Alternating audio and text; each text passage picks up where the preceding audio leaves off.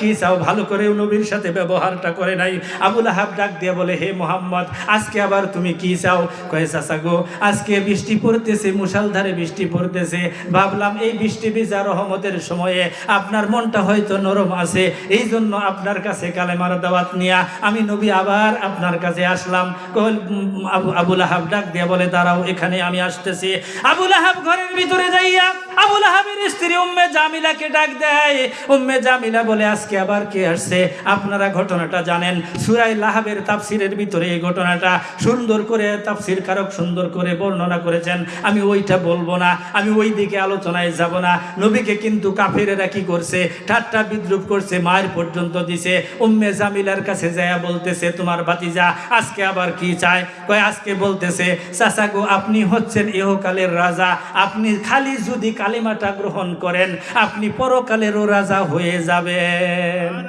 আবু লাহাবের দাওয়াত দিছে নবী আমার, আবু লাহাবের দাওয়াত দিছে, আপনি তো ইহকালের রাজা। আবু লাহাব কিন্তু ইহকালের রাজা ছিল, ধনাঢ্য ব্যক্তি আছিল। আর আবু লাহাবের যে স্ত্রী ছিল সুদাম দেহের অধিকারী, পৃথিবীতে দুইজন নারী অন্যতম ছিল সুন্দরের দিক দিয়ে, বডি ফিটনেসের দিক দিয়ে দুইজন নারী ছিল। একটা হচ্ছে আবু লাহাবের স্ত্রী উম্মে জামিলা, আর দ্বিতীয়টা হচ্ছে আমাদের রাসূলের তৃতীয় স্ত্রী মা সাউদা। চিৎকার মেরে বলুন সুবহানাল্লাহ। অনেকেই মনে করে যে আমাদের নবীর দ্বিতীয় স্ত্রী আয়েশা, না, আমাদের নবীর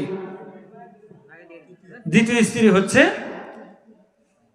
মা সাউদা, খাদিজার পরেই দ্বিতীয় স্ত্রী আয়েশা না, দ্বিতীয় স্ত্রী হচ্ছে সাউদা। তার বয়স ছিল 60 বছর।